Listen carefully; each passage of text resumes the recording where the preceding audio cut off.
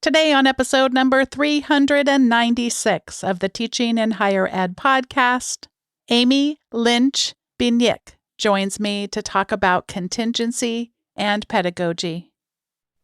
Produced by Innovate Learning, maximizing human potential. Welcome to this episode of Teaching in Higher Ed. I'm Bonnie Stahoviak, and this is the space where we explore the art and science of being more effective at facilitating learning. We also share ways to improve our productivity approaches so we can have more peace in our lives and be even more present for our students.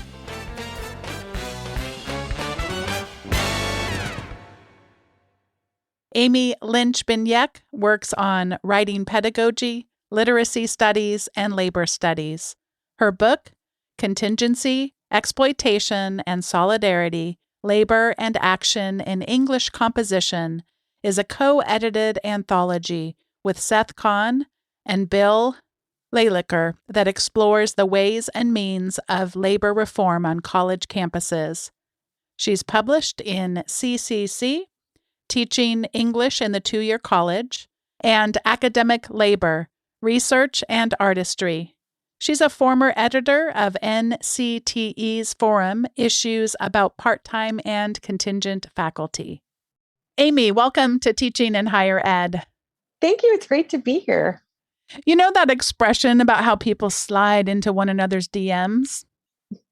Absolutely. So you didn't slide into my DMs, you slid into my tweets. Fairly recently, a former guest on the show, Alex Chevrin Vignette, was responding to my request of who might have advice specific to people who are part of the contingent workforce. And we'll talk about how complicated it is to even use a name for that. But you were the first person to come up, and I just regard her so highly that I instantly reached out. And I just want to say thanks for being here to have this conversation today. Oh, it's an honor. And I feel so honored that she recommended me as well. I admire her work.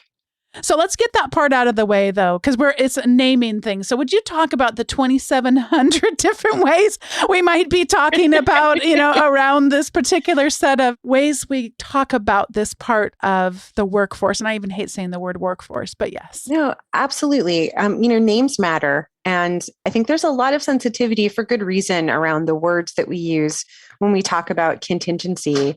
I tend to use contingent because it works as a blanket term to describe a lot of different positions, but we don't have really agreed upon terminology in the United States to describe people who are working off the tenure track. So you'll hear people say non-tenure track faculty, for instance, but that isn't perfect either because it emphasizes a lack, right? It suggests that you are less than for not having tenure, right? We use adjunct. And some people use that to mean simply part-time, but others don't. It's often used in my state system, for instance, to describe people with full-time contracts. We use lecturer and visiting. In other countries, they'll use things like sessional faculty or contract faculty. So we've got lots of different terms, and I tend to use contingent. And in addition to having lots of different terms, we also have just lots of different situations. So what kinds of things come to mind for you, just even trying to talk about this group? It's a lot. Yeah. It's a lot. There's a great professor and writer, and I follow her on Twitter, Paula Patch, who likes to remind me that we have to be careful when we talk about contingent faculty that we're not just kind of discussing people who are all vulnerable or unhappy in their positions. There are some very good full-time non-tenure track positions. They're contingent in that they are not eligible for tenure, that they might have multi-year contracts or even, 1 or 2 or 3 year contracts, but they might come with benefits and they might be positions that those faculty are very happy to be in. Those aren't the majority of positions, though. We do have a remarkable amount of part-time faculty in higher education. In fact, non-tenure track or contingent faculty make up 70% of the workforce in higher education. So that's everything from someone who might be a visiting professor for a year to someone on a multi-year contract with benefits to someone who's working at 3 different universities, cobbling together enough classes to make rent.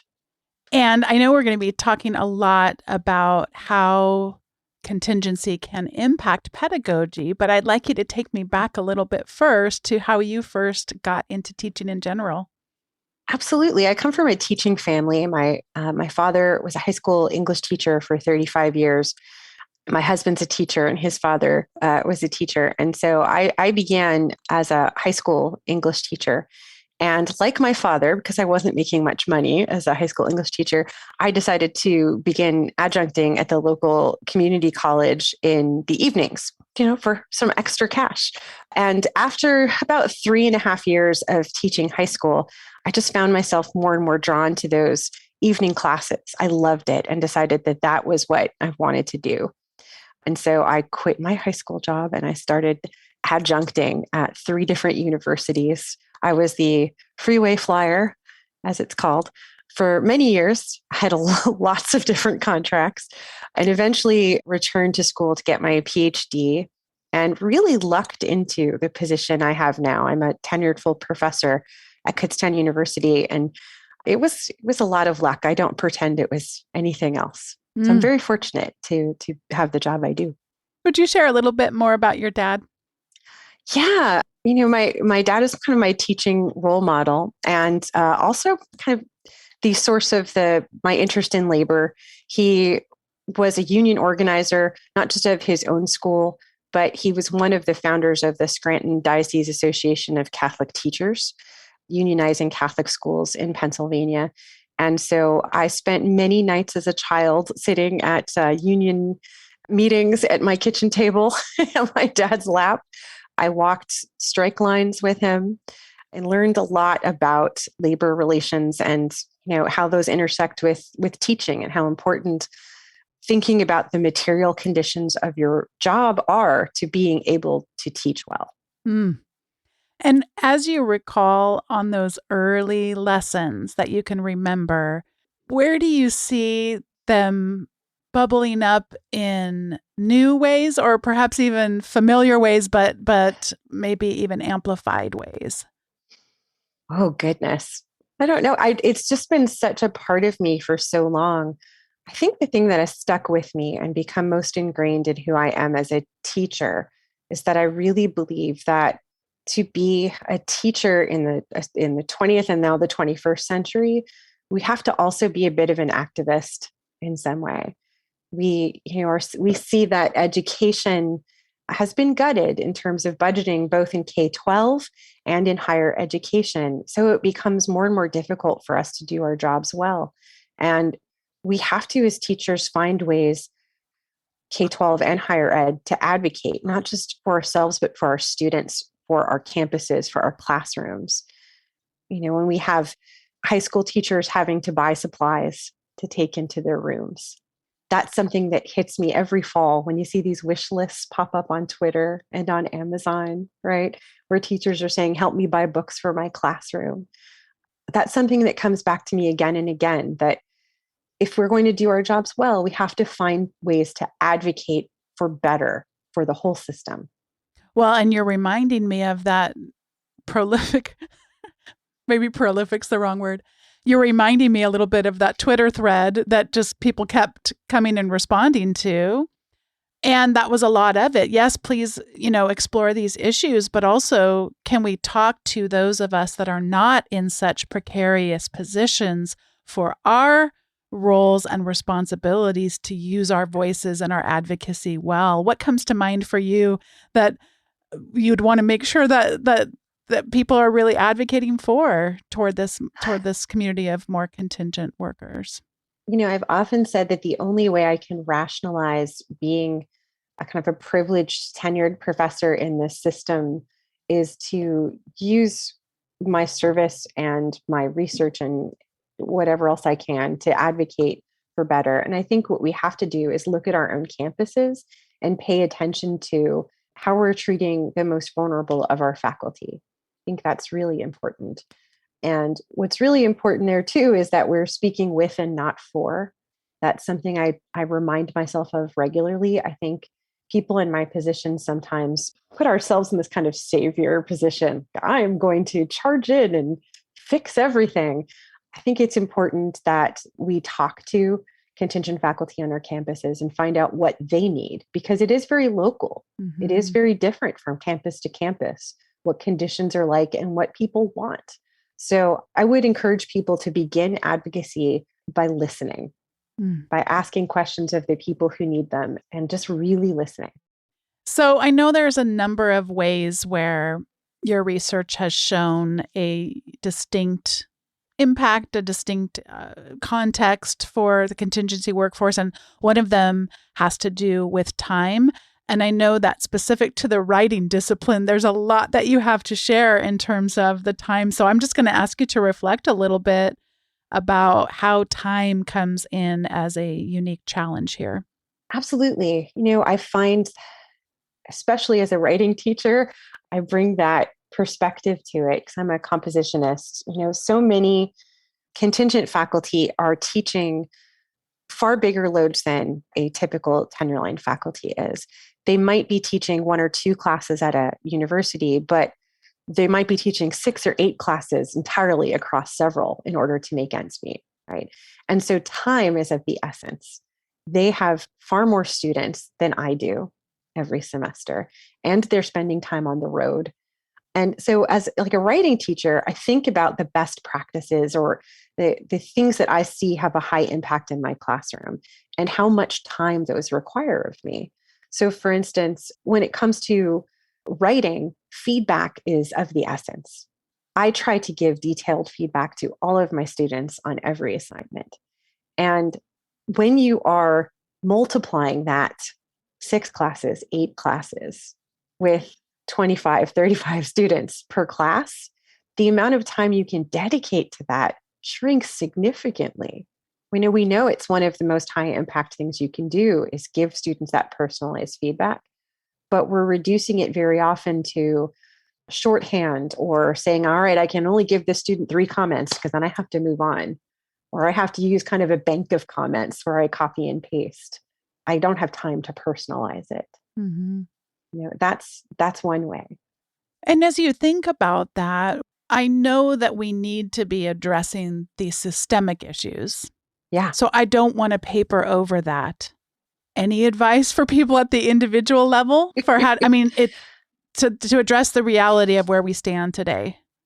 I don't have great advice to how to be the best you can while also teaching 8 classes. Yes. It's hard because I have given professional development sessions to my own faculty about managing time better, but we're all working on the same kind of schedule. We have a 4-4 load because I'm a teaching focused university.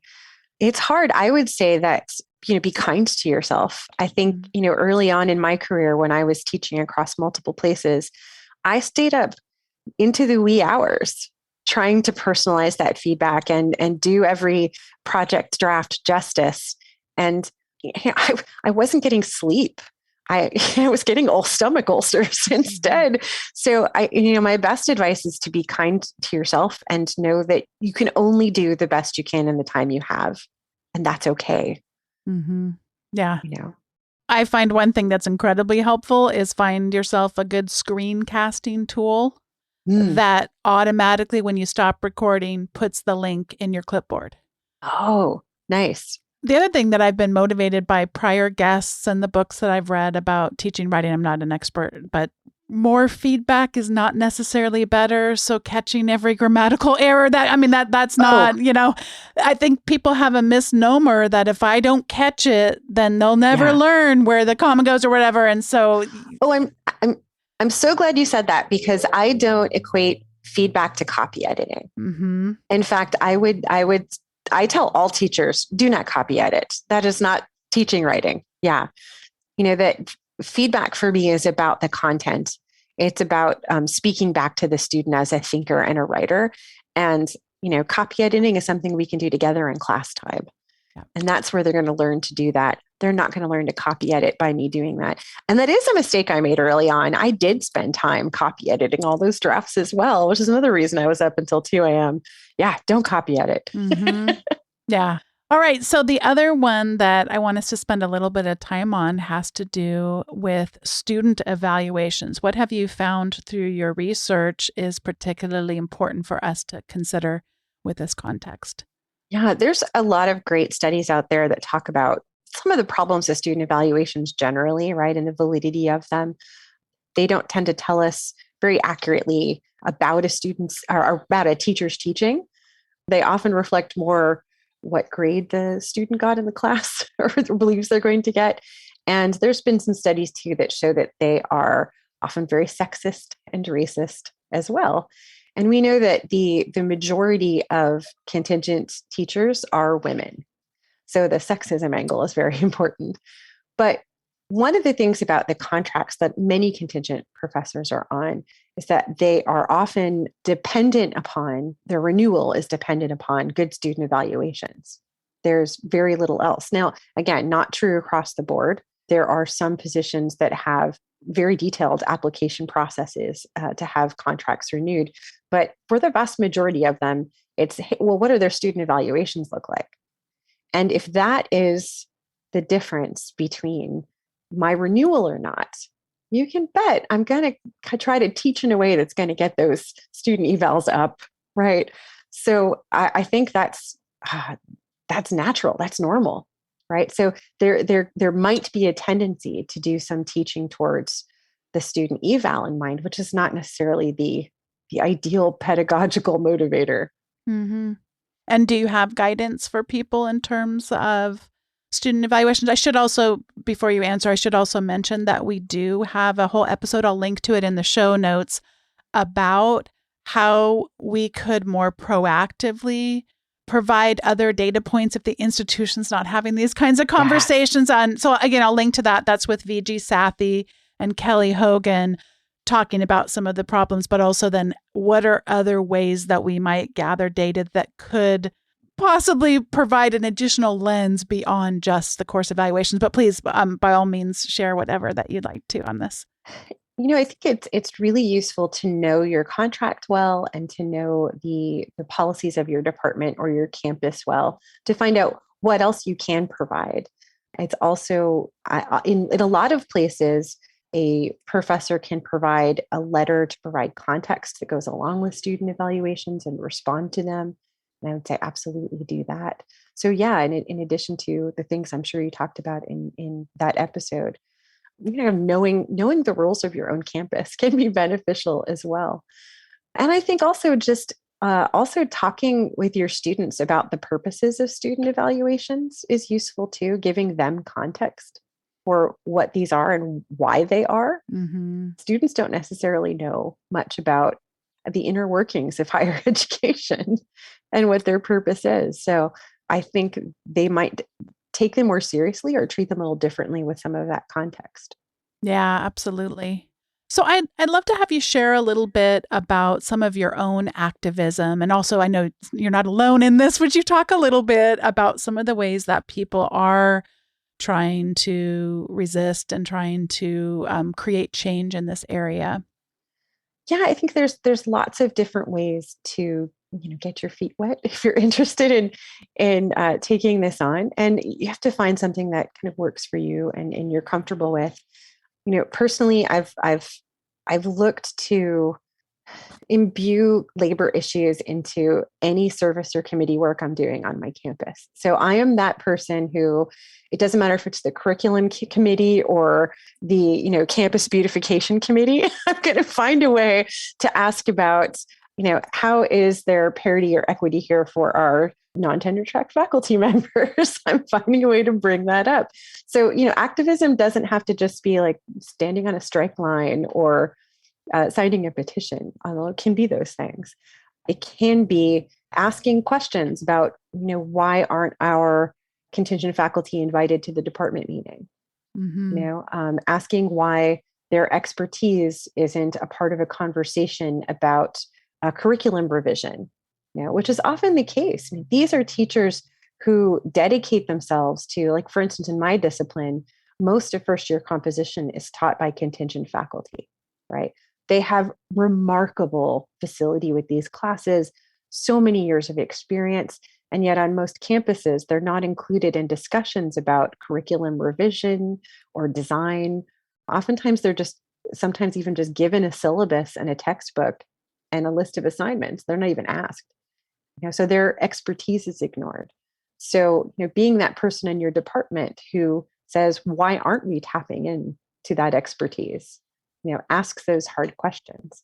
Those are, I think, small ways that we can be activists. There's certainly other ways, for sure. I could talk way too long about that. Yeah, well, one of the things that you sent me in advance is a specific resolution. Did you want to share a little bit about that? Because I realize it's geographically specific, but I'm sure that there's tons of parallels. Yeah, absolutely. Yeah. So one of the professional organizations in my field is the 4Cs, the Conference on College Composition and Communication. And at our annual conference one year in Indianapolis, Indiana, a group of us were part of a kind of an organization within the organization called the Labor Caucus. And we came together and wrote this resolution to bring to the business meeting at the professional organization, really asking for our professional organizations, plural, not just the 4Cs, but others as well, kind of take labor seriously. And you can Google Indianapolis resolution and find out more about it if your listeners want to. But that's another thing we can do is ask our professional organizations to make changes. And in that particular resolution, I won't get into all the nitty gritty of it, but we made some asks that were kind of very practical and material. And we've seen some of that come to fruition. For instance, now that organization, the 4Cs, has a labor liaison who is a contact person in that organization so that contingent faculty members or any faculty members who have questions about labor issues can reach out and have someone who cares and get answers, right? There is at the Council for Writing Program Administrators, they now have an archive online of all sorts of labor related resources for folks. And that kind of was independent to the Indianapolis resolution, but intersected with it at some point as well. So we can make asks of our professional organizations. I've started going to the Modern Language Association conference and trying to understand how that organization's governance system works, mostly so that I can kind of infiltrate it and start asking annoying labor questions. So that's another way that we can be activists, is to ask more of our professional organizations. And before we get to the recommendation segment, would you share about other types of university policies that affect this part of the teaching community? Absolutely. I think a couple of things come to mind. One of them is even something as simple as, whether or not you will accept late work. This one just got hammered home. That may seem really small. No. But it's a policy on your syllabus, right?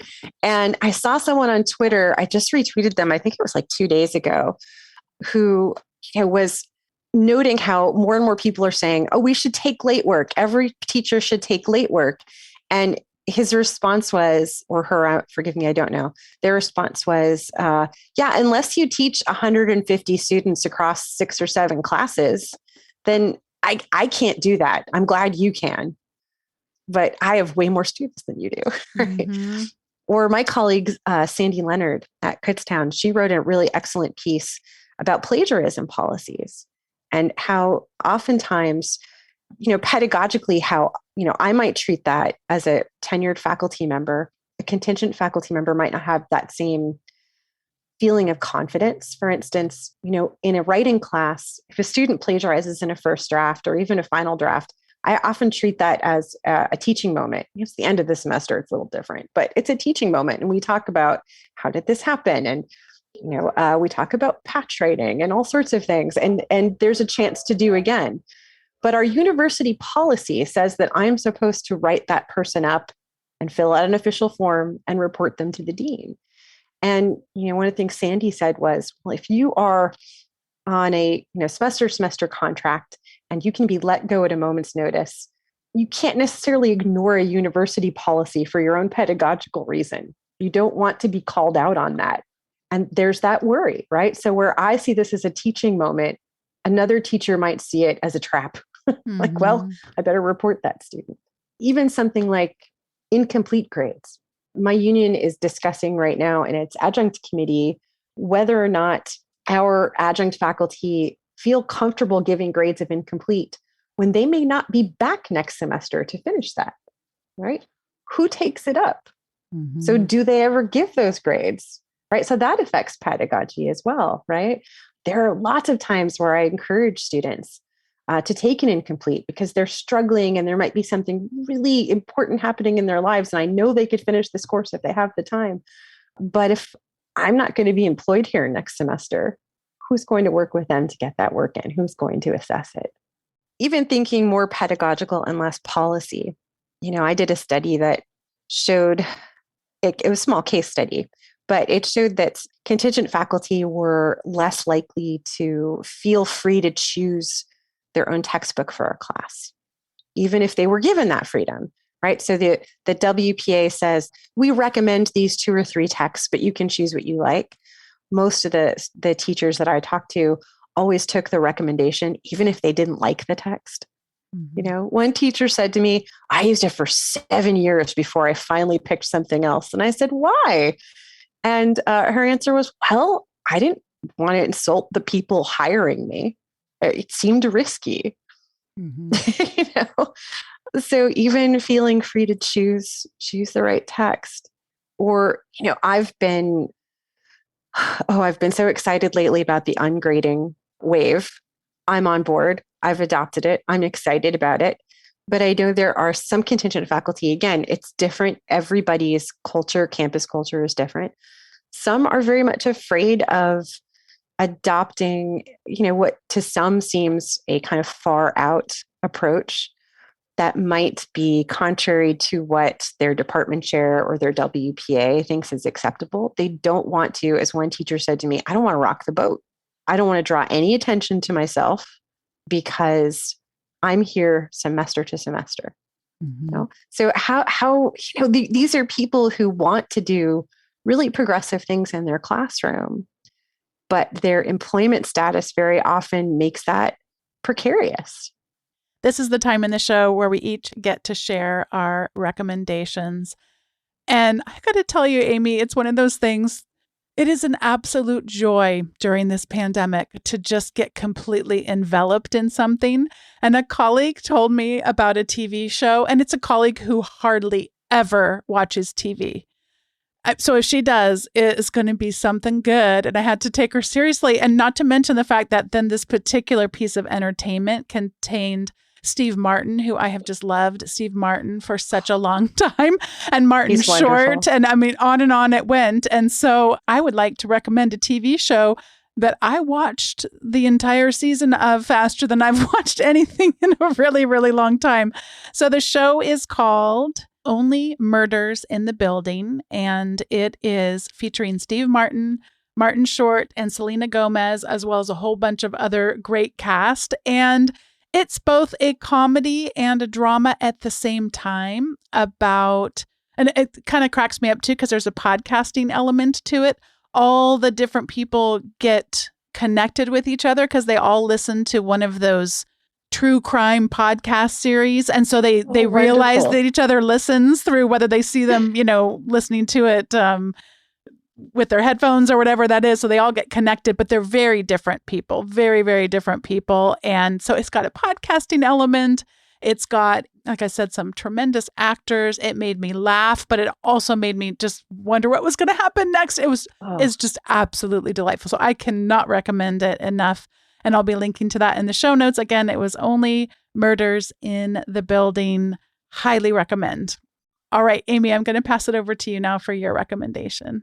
Okay, since you went with something that is in this difficult time allowing us to escape into something else, then I'm going to go with a nerdy recommendation. Everyone who knows me knows that I am a big nerd. I play Dungeons and Dragons for the past, 20 some years now. And I have been watching what they call a live play Dungeons and Dragons show, Dimension 20, The Seven. And it is a group of 7 women playing Dungeons and Dragons together The game is run by a man, but everyone else is a woman. And they're just having the best, silliest time telling a story together. And it is funny and it's exciting and it's ridiculous. And it is exactly this escapism that I need after a long day at work and listening to the news and thinking about, everything that's going on right now. That is the 7 Dimension 20. And I think you might have a couple, you're holding back on us. You think that you don't have enough time. And I know you have more. We've got time, Amy. This was only us just getting started. Okay. So I can show like all the layers of my nerdery here. Because when you said we were going to give recommendations, I thought, I've got so many things that I love so much. You mentioned podcasts. I'm a big podcast fan.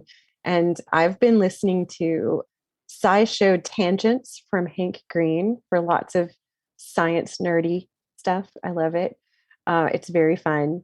Just 3 people talking about science facts on a theme for like half an hour. Because I am a science nerd. My husband's a chemistry teacher, despite being an English teacher. So that's very fun. You got more for us? Oh my goodness. No. All right. Well, yeah.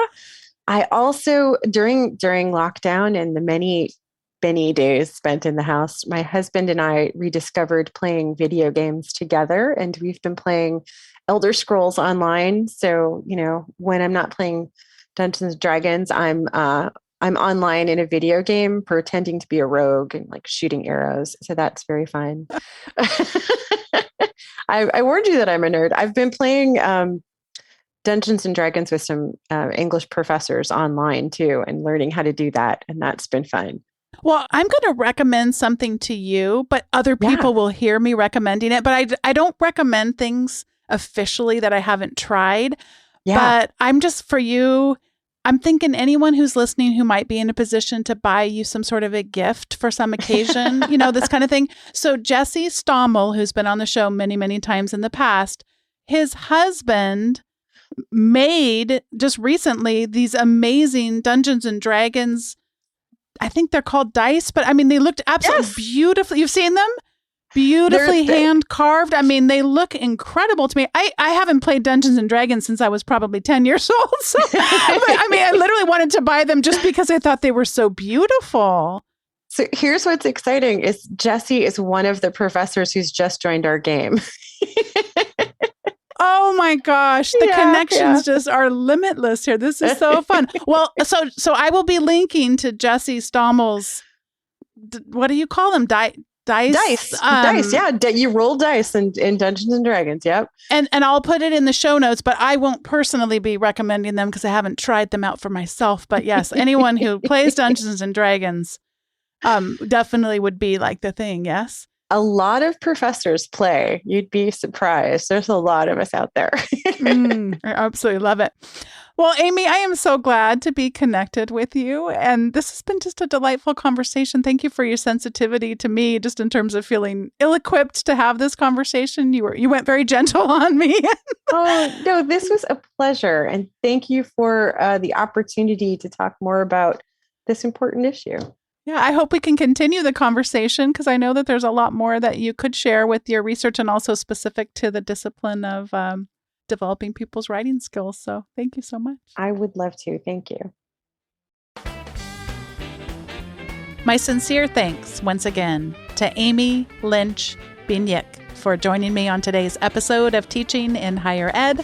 If you'd like to head on over to the show notes, they're probably already in your podcast player if you swipe left or swipe right or up or down, depending on the app, or you can head on over to teachinginhighered.com/396. And if you'd like to not have to remember to do that every time and you want to receive those show notes in your inbox once a week, head over to teachinginhighered.com/subscribe. That will subscribe you to my weekly update and you'll receive the show notes and also other recommendations that aren't talked about on the podcast, some quotable words and other good sources like that.